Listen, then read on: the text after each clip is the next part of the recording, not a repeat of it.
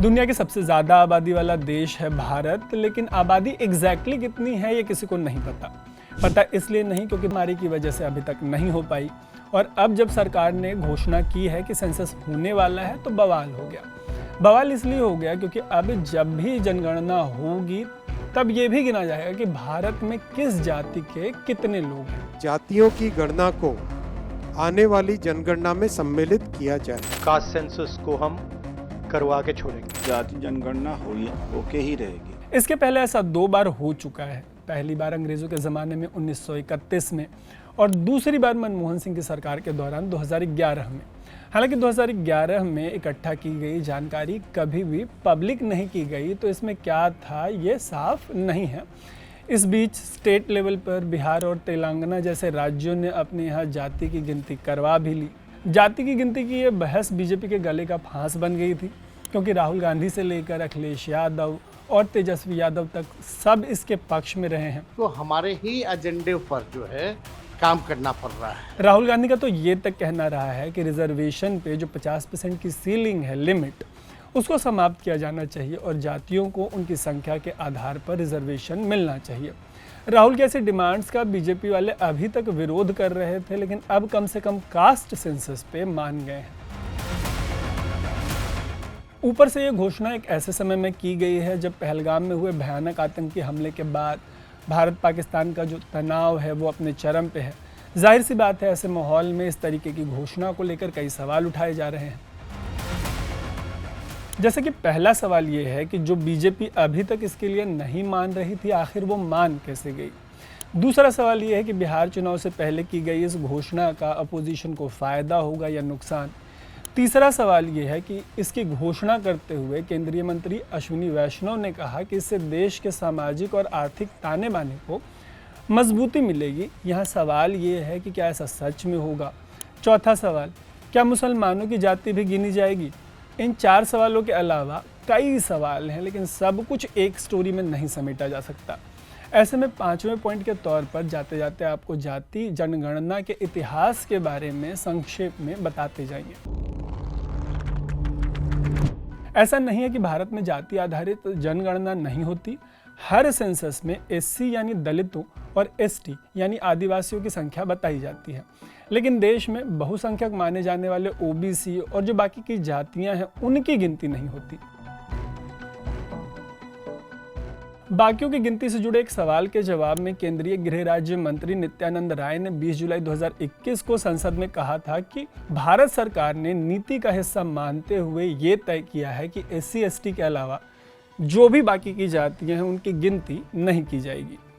इसके बाद से संसद से बाहर बीजेपी नेता इस पर मिली जुली राय देते रहे और कांग्रेस पर आरोप लगाते रहे कि कांग्रेस जाति के नाम पर समाज को तोड़ना चाहती है, जबकि आरएसएस का ये स्टैंड रहा है कि कास्ट सेंसस होना चाहिए, लेकिन राजनीति के बजाय सरकारी योजनाएं सही जगह पे पहुंचाने के लिए इसका इस्तेमाल होना चाहिए। आपको पता होगा कि आरएसएस बीजेपी का पेरेंट ऑर्गेनाइजेशन है।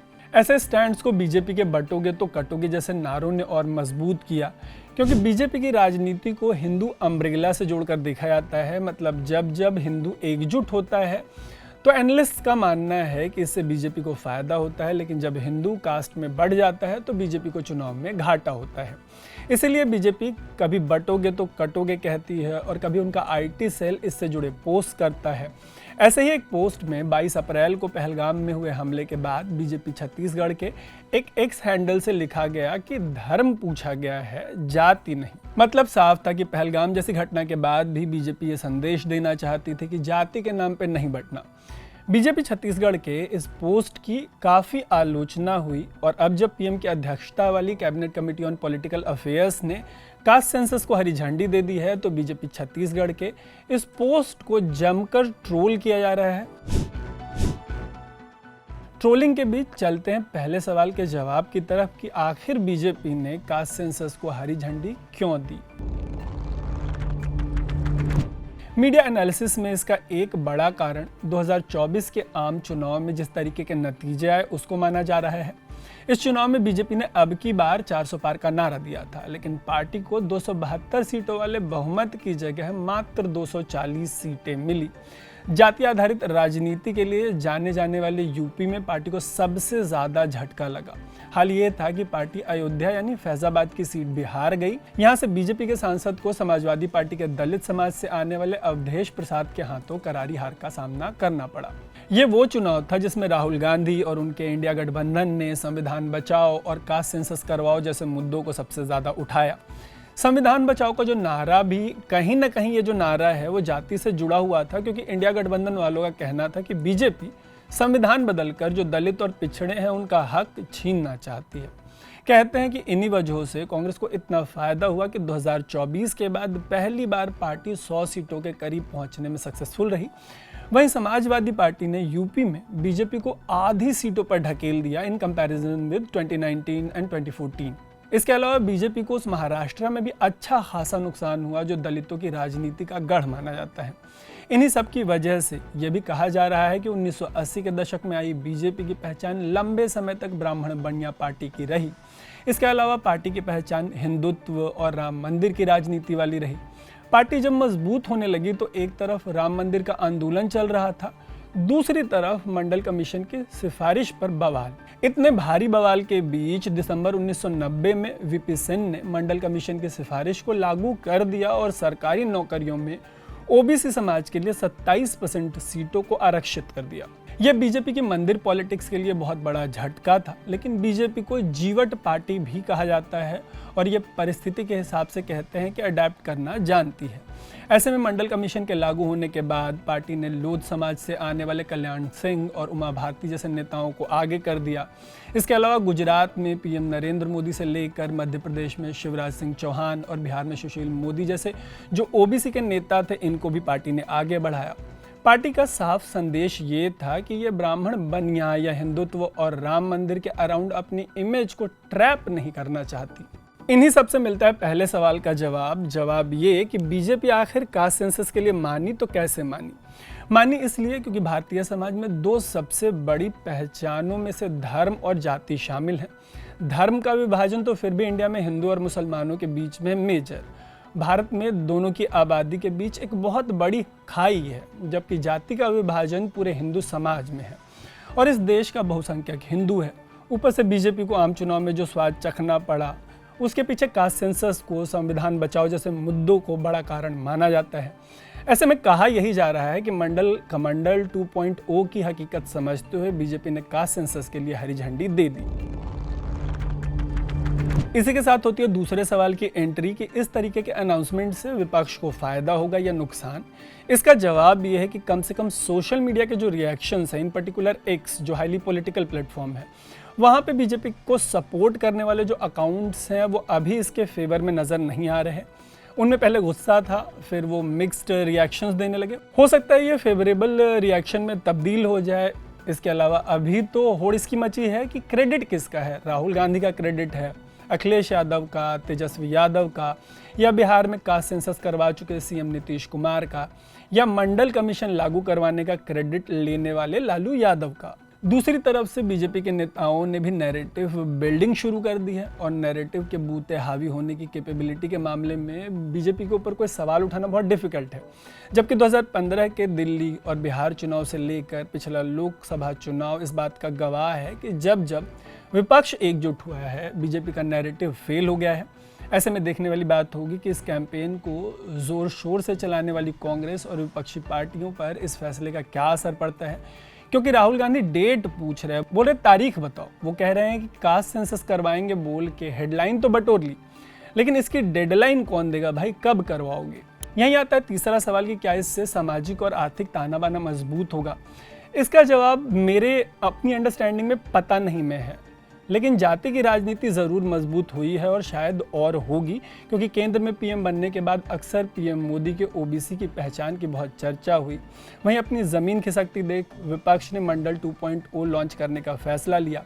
सीटों के लिहाज से लोकसभा में बीजेपी के बाद दूसरी सबसे बड़ी पार्टी कांग्रेस ने मोर्चा खोलते हुए कास्ट सेंसस और SC ST OBC के लिए रिजर्वेशन बढ़ाए जाने की मांग की। ये वो कांग्रेस है जिसने लंबे समय तक ज़बरदस्त अपर कास्ट पॉलिटिक्स की है।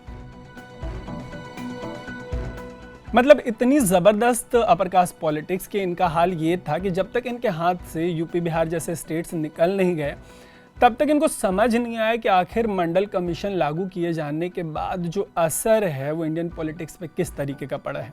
बिहार में तो कांग्रेस के पॉलिटिक्स का इतिहास ही एक्सट्रीम अपर कास्ट रहा है।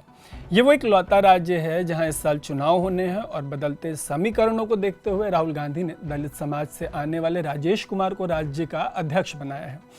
इसी बिहार के एक फेमस यूट्यूबर मनीष कश्यप का स्विच पे एक इंटरव्यू हुआ था, तब मनीष ने बीजेपी ज्वाइन किया था।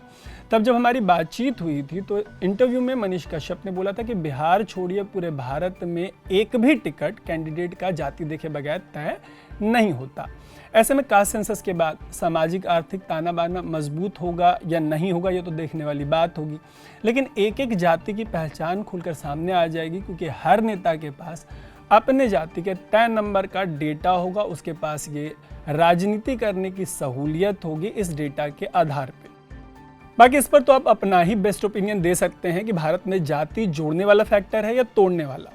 जब तक आप कमेंट बॉक्स में देने के लिए अपने सवाल का जवाब सोचेंगे, तब तक आपके लिए बहुत इंटरेस्टिंग एक जानकारी यह है कि बाकी दुनिया में जो मुसलमान हैं वो पंथ में बटे हुए हैं, शिया सुन्नी, बोहरा, हज़ारा, लेकिन इंडियन सब कॉन्टिनेंट में ये भी जातियों में बांट दिए गए। इन्हीं की जातियों में शामिल पसमानदा यानी पिछड़े मुसलमानों को जोड़कर नीतीश कुमार ने बिहार में अपना एक वोट बैंक खड़ा कर लिया। बाद में बीजेपी समेत तमाम पार्टियां पिछड़े मुसलमानों की राजनीति करने लग गईं।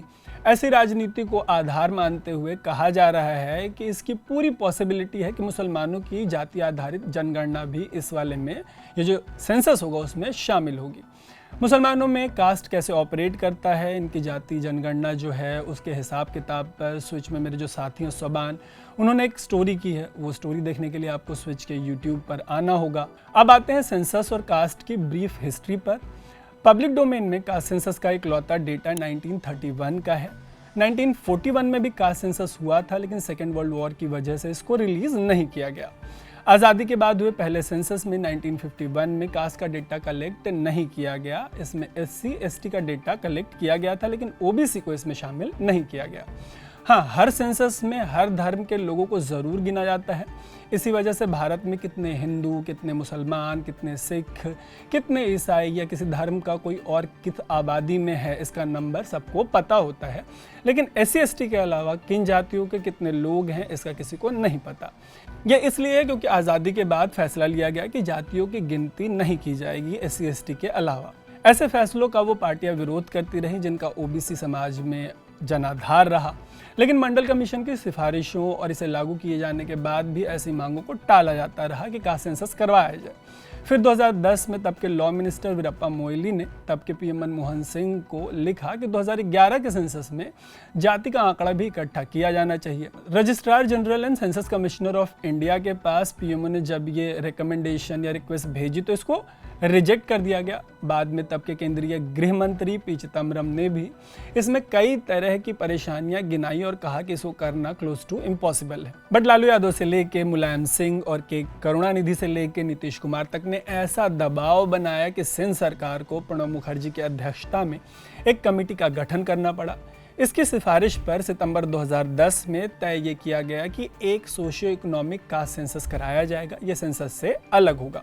4900 करोड़ की लागत से ये कराया भी गया, लेकिन 2016 में जब rural development and urban development ministry ने इसको पब्लिश किया तब कास्ट का डेटा गायब था। Caste data ministry of social justice and empowerment को दे दिया गया।